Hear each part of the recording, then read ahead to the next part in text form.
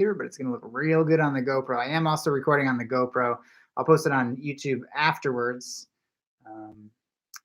Apologize, but I've got to get this link up onto Facebook that I just made and into, let's see, myself. Oops, this link.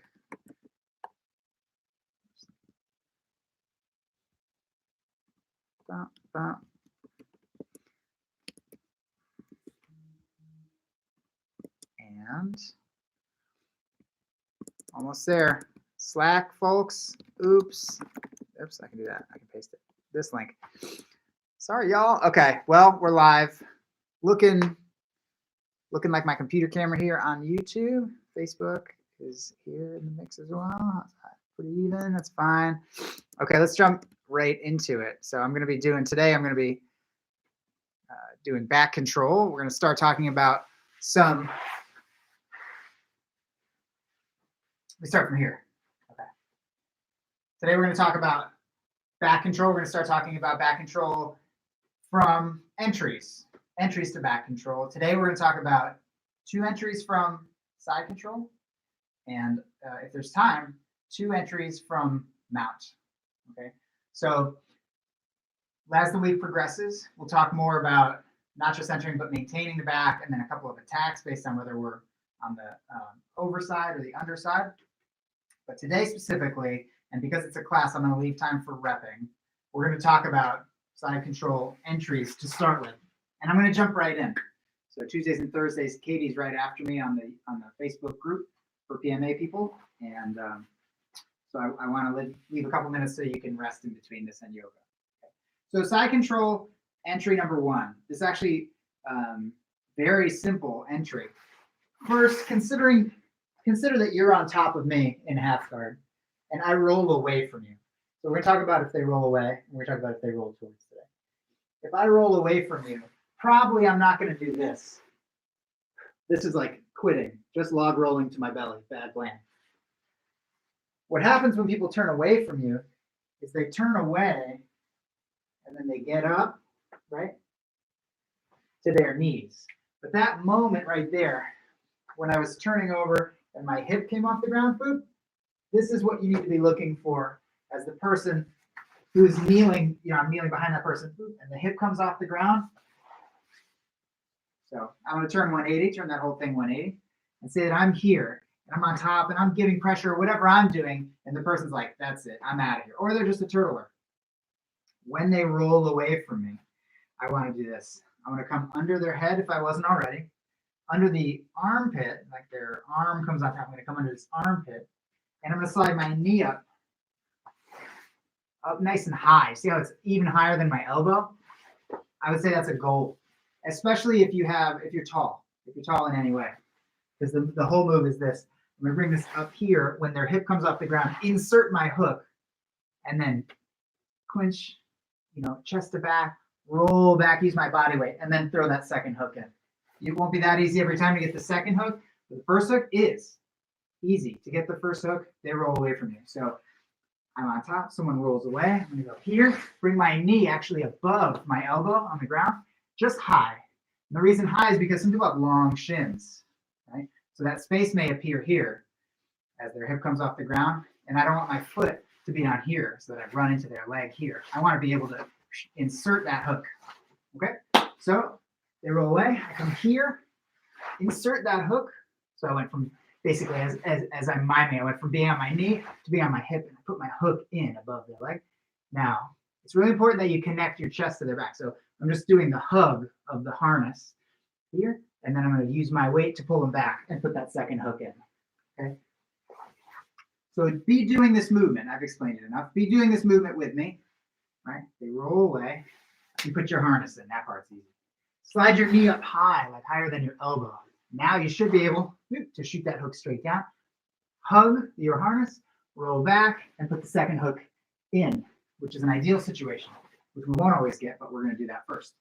So let's do it 10 times. They roll away, slide up, hook in, hug and drag back, second hook.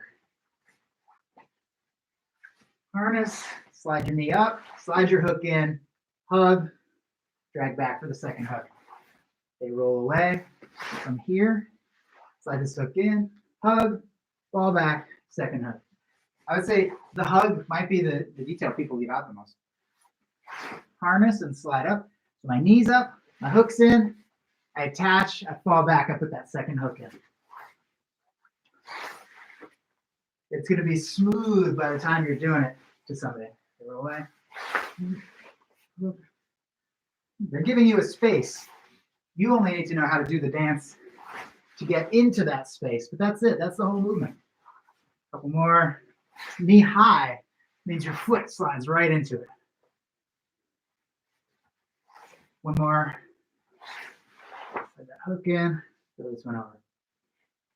Okay. You'll get more reps of that movement because I do want to talk about one thing that comes up when you're doing that, which is sometimes if I was the person who was silly enough to roll away and my hip come off the ground, sometimes when you drag me back, I keep my knee on my chest. So it's actually hard. You got that first hook in and then you drag me back. But especially if I'm blocking here, it's gonna be hard to get that second hook in for me as the guy behind you. This is my foot, right? So when you're trying to get that second hook in, don't waste a lot of time by having by just throwing your hook over the top. That's not the move, right? If they're doing a good job defending. I mean, hey, they saw your thing coming, probably too late. Wasn't a good move for them to roll away. But at least they're trying to keep your second hook out and they're doing a good job. That's okay, good on them. But we have a good move too in response. Okay, so I'm gonna put the harness. I'm gonna slide this in, and again, here's my foot. I'm trying to get over the top, and I can't because they're doing this. They're trying to keep it out like this. No problem. That's good jiu-jitsu, and I have some good jiu-jitsu too. Here's my hook underneath. Instead of just throwing my hook over, maybe try once. But if I'm this guy and I'm here, and you have the one hook in, just cross your feet here. You are only catching one of my legs, but that's okay. So I slid up. I put my hook in. I don't make this. I'm just going to cross my legs, keep the amount of back that I do have. And right now, it should be hard for you to turn away because of my harness, right? And it should be impossible to turn towards because you're basically twisted to try and do that. Because you're here, you got this leg, you're doing this, but you can't turn in, can't turn away because of the harness. So that's the move. Put our harness in, put our hook in. If I can't throw this right over, I cross my feet where they are. And now I'm going to do this arch. And what that looks like is this. I'm fully arching, then put that in. You're going to find that you have a lot of torque on the person when you're behind them. And you have the back control with just your feet crossed around their one leg. That's no problem. So my person's head is here. They have rolled away from me. Put my harness in, put my knee super high, like above their head high. And then the hook goes in as their hip leaves the ground. So the hook goes in, over the top. If I can't make that, I grab on here and then I arch, and then you will be able to put it in. What happens to the bottom guy is I tried to get away. You put the first hook in right here. I kept the second one out, but when you cross your feet and you extend me, plenty of room for that second hook right there. Okay. So let's practice that. Let's get 5 reps of that sort of version of it. Harness goes in, knees high, hook is in. Can't get this, so I cross, arch, and then put it in. Harness, hook goes in. Can't get the second one, so I cross, arch. Then you really should be able to get that in. That's an uncomfortable situation for the other guy. This goes in, can't get this, so you cross, open up their torso. There's that second hook. Dos mas, in, slide the hook in, can't get this, cross, arch, now you can get it. Last one, harness, hook, drag them back, try to get this. If you can't, cross, arch, and now you can. And you'll be on your back. Okay, so that's the side mount entry to the back when they turn away from you, when they roll away from you. And that little space appears again, right there under their hip as they get up. That's when we're inserting that first step. Okay. Now let's talk about how we can take the back when they turn into us. And specifically, I'm gonna use my gi as a grappling dummy. This is the lowest fi, most low fi grappling dummy you can have. Okay, so I'm gonna do this way. I'm gonna have side mount, and the person's gonna have an underhook here, right? They roll into me, which exposes their back. I mean, very clear to you that they've exposed their back here. But it's not that weird. You know, it's good jujitsu. Get on your side and like kind of try to dig out, and they're on their side. It's not bad jujitsu, but we have a response to this movement, you know? I'm in side mount, they have an underhook. They sort of work their way into their side here. I'm gonna pinch this here just because it's my gi. And you can see that the back is exposed. My answer to the exposure of the back here is this. This is a very common jiu-jitsu drill to get to the back from side mount when they roll in. I'm gonna bring my elbow over the armpit in front of the belly and bring my foot, my leg over the head. So I'm gonna straddle the head, right? We're here. They have the arm just under here. They turn up on their side. I'm gonna put my elbow in the armpit, knees down over the head, and back step. After I back step, I'm gonna get real low like I am right now. Okay, I'm low. I'm gonna put my ear about on their shoulder blade so that they can't just say, "Oh, never mind," and roll back to their back. Now that they showed their back, I'm gonna get on it, block them from rolling back down. Okay, the movement looks big or maybe on first glance difficult, but not a difficult movement. I'm on top. Their arms under my armpit. That's common. One of the kind of common places they put their hand. And they roll up onto their side. I'm going to put my elbow in front of their stomach, straddle the head, and back step, getting my head low. And now I can put my harness in from here, actually, because I'm under this arm on the far side. And I can come under the head, and there's the beginning of my harness. So to take the back, we need not just harness, but also hooks. Hooks and harness, that's the whole back. I put that in my quizzes for the kids. What are the 2 H's you need to have back control? So not all the way there yet for complete back control, but I've gotten behind them, prevented them from putting their back on the ground where they were safe, and I've got one of my H's. So now I gotta get the other one, okay? So from here, this is gonna seem, again, like maybe a bit of a long way to go the first time you do it, but it's a quick, easy movement once you've done it. So from my left hip, I'm on my left hip. From one hip, I'm going to switch to the other knee, the other side of my body, right here. I'm going to go like this. Okay, so I was here. I just back stepped into this position. Now I'm going to switch my legs, step over their torso, and fall to the side to take their back. I'll go more in depth on that movement here in a moment. But let's rep with me now. At least the first half, and we'll talk through the second half. Okay, so I got my guy here. His arm is up under here, not an abnormal thing. He turns up on the side, also not an abnormal thing, beginning of a good elbow escape, possibly. So I bring my elbow in front of their belly, straddle their head for a moment, back step, and put my harness in. Okay, now I'm here behind my guy. Now I'm going to switch my base from being on my left side to being on my right side with my knee way up the back so that I can just step this leg over. So I've got my knee here. I step this leg over. I'm going to back up a little bit here. Got my harness, got my leg over. Now, every time I have my knee up someone's back like this, and I basically have the harness, and I want to go from what looks like a technical mount or triple attack to the back, it's tempting to like pull them onto your back, but that's hard if they're heavy. And it's also not going to put me in the best position, especially if they're heavy. They're going to slide down my body, and I'm going to take the back, and they're going to be half escaped out the basement door. So instead, from here, with a good hug, that's so a good harness, center chest to center back, I'm going to go across the pinky edge of my foot, sideways. So not backwards, but sideways. And it's going to seem difficult to do with a real person when they're there.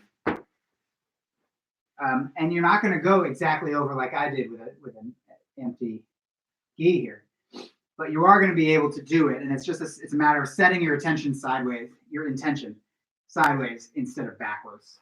So the whole move, they're under here, Bring my elbow in front of the belly, straddle the head and back step, right to my hip. Put my harness in, switch my base. So switch my base. Now my knee is up the back. So I just need to bring my foot over the body and now fall sideways across. I always take my big toe off the floor, slide over the pinky edge of my foot to fall sideways on my guy and put my second hook in. Okay. So you're probably not using a gi. So I'm gonna not use a gi now. So it looks like this. They turn on their side, elbow in front step, straddle the head, back step and harness, switch your base, step over and fall sideways. Okay. Again, they turn up, elbow under their armpit in front of their stomach, straddle the head. You kind of have to do those both at the same time to be able to do it. And then back step to here. Try to keep myself in frame on Facebook here. To here. Now I'm going to switch my base so that on my knee and my shin is going down their back. I got my harness. Now step over, and I'm going to open up right across the pinky edge of my foot and fall sideways here to take the back. Okay, so elbow and step, back step and harness, switch, step over, and fall sideways. Do a little bit different angle. They turn on their side. I'm going to put my elbow over, straddle the head, and back step. Harness from here. Switch my knees. So my shin is going down their back and they're facing you. Still can't put their back on there because now my chest is behind it. I'm going to step over, and then I go over the pinky edge of my foot sideways to put that second hook in. Okay. They turn in, elbow and step, back step and harness, switch and step, and fall sideways. Okay. And that's taking the back if they turn toward you. So they turn away. We're going to bring the knee up, insert the hook, bring them back, or stretch them out for the second hook. They turn toward me, elbow in front and step, back step and harness, switch, step, and fall sideways. Now, the second of the two I just showed has more steps, but they are kind of in pairs. I mean, the mantras that like we end up, when I show a bunch of reps of something, it starts to sound like I'm saying the same kind of single keyword phrases for each movement. That little mantra might help you remember it in the short term until it's muscle memory. And that's really the purpose of those. And that's the reason I take from a long explanation, I go down to the mantra. Okay. We have a little bit of time still. And we're going to talk about mount entries. But we're going to talk about one mount entry. We have one mount entry that I'm going to not talk about tonight, but I will show you really quickly right now. And that's the one in self-defense. I'm mounted on top of someone. I throw strikes, they turn over. I let them turn over, and then I let them get up. And then I put my hooks in, double unders here.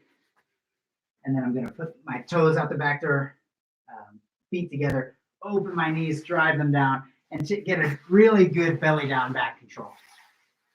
I want to at least mention it, at least run through it. That's our self-defense back take, and that's the one that you will get on everyone who doesn't know jiu-jitsu. Scare them into turning over, or force them to turn over with like the twisting arm control. And then from the back, let them try to build up a foundation. Anybody face down in a fight is going to realize they can kind of build a foundation up. And that's when we take their back. Any person's going to do that. That's going to be, even very trained people do that if you watch MMA. You get them belly down, just because they rolled over from the bottom mount. They're going to want to build a foundation up. It's perfect time to put your hooks in and try and stick a choke. So that's just good jiu-jitsu, and it's good against even people who know something. But everybody, this is what you're going to use when you use jiu-jitsu in real life. You come tell me, hey, I got to fight with somebody, but I ended up getting a good position on him, and he just turned over and gave me his back. The reason I want you to rep those, and the reason we come back to the self-defense fight scenario stuff as much as we do, is I want it to be zero thought for you, and I want you to just take the back when they turn over and have a good number of repetitions in your history so that you don't think, you just easily take the back, flatten them out, and control it from there, because no one needs to get hurt from there. or it's up to you. Okay. But the mount entry that I'll cover today is going to be a little more jiu-jitsu versus jiu-jitsu, a little more common for just a jiu-jitsu versus jiu-jitsu situation. And that's when somebody tries to elbow escape from the bottom of mount, they try to turn on their side and elbow escape. We have a movement we do when we're on top of them, and that is switching from mount to triple attack or from mount to technical mount, depending on your vocabulary, but you'll hear me say triple attack a lot because when I came up, that's what it was called. And that movement is just when they turn on their side to face this way, I also face this way, okay? And that movement involves me carrying the weight on my hands so I can make a switch with both legs at the same time instead of 1, 2, which I think the lay person who's just starting jiu-jitsu does frequently. That's a kind of a go-to mistake, is to kind of go, okay. You want to use your hands and just do a quick single switch. Now your foot is safe, this leg is safe from getting escaped any way that it might have gotten escaped. Okay. But now we're behind him, what can we do? Well, it's going to look really familiar. Let's say I'm here. I'm going to try to see if I can give you the best angle I can. If I'm here in mount and someone starts to elbow escape, I'm going to switch. And again, this should look familiar because we just talked about a position just like it, which is this back take with my knee way up their back. And then I've just done that again. So what I need to do from here is I need to steamroll them, use my chest. This person just did this. I want to use my chest to just roll them down even more, give me even more back exposure so that I can take the back that way. So I switch, and I'm going to flatten them out even more to expose more of their back. Put the harness in, slide my knee up even higher if I need to. And again, this movement here across the pinky edge. It's tempting to be like pulling back here, but I'd have to be able to lift 250 pounds if it's a 250-pound person and I want them in a high harness here so that I can sink chokes. You can't choke someone down here. You just can't finish that choke. Okay, so again, switch to triple attack, flatten them out with your chest. Make them expose even more of their back. Put that harness in, and it's going to be across the pinky edge of this foot. Try to fall sideways, and you'll take the back right here. That's actually the whole move. The whole move includes, just what we talked before about this type of back take. Some people call this a chair sit back take, and it's a movement we need to be good at because it's good for taking the back and then retaking the back. There's a bunch of places that this shows up. So let's practice this movement a bunch of times. Let's just wrap that, right? So from mount to triple attack, put the harness in and flatten them out, and then go across the pinky edge of your toe and take the back. You just took the back from triple. Right? Switch, flatten, harness, fall sideways.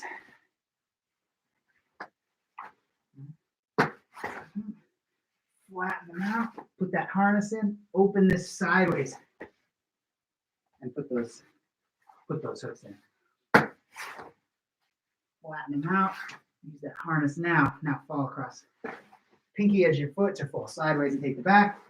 I'm gonna do like 4 or 5 more. Here, in mount, they turn on their side, so I switch. I also face that way, but I'm gonna help them roll onto their belly almost even. Put the harness in, roll this way, take it back, slide up, flatten them out, put the harness in, fall sideways this way. Now, harness in, fall sideways, back. Flatten out, put that harness in, open here, take it back. I'll do one more. Switch to triple attack. It should be your next thing. To either push their tricep to start attacking the arm or do this to start attacking the back. Put that harness in. And take the back right there. Okay. So thanks so much, guys, for tuning in to the broadcast of class tonight. Tonight we started talking about back control, superior. I kind of usually talk about mount top, mount bottom. For back control, you can't say top and bottom on like every other position. So I usually say superior and inferior. So for back control superior, the first thing you need to be able to do is get there. And there's some really good fundamental ways to get there. We talked about kind of the first three that really might even pop up on your radar when you're rolling tonight. That's 2 from side mount. They roll away, they roll towards. Basically, you know, we always tell people on the bottom of side mount to be on their side. Hey, get on your side, get on your side. And that's because it does help with elbow escapes. It helps you, you know, you're more helpless when you're flattened out. Sort of both arms are exposed. But anytime the person underneath you turns on either side, you just have to think about where, you know, if they're not on their back, if the floor is no longer blocking their back, where did they just expose it? And how do I get in that space? And we have a good way now, if they turn away or if they turn toward us, to get into the just the little, it might just be a little triangle of space when they turn on their side. One way we like shoved our leg under when they got up. The other way we came around the body.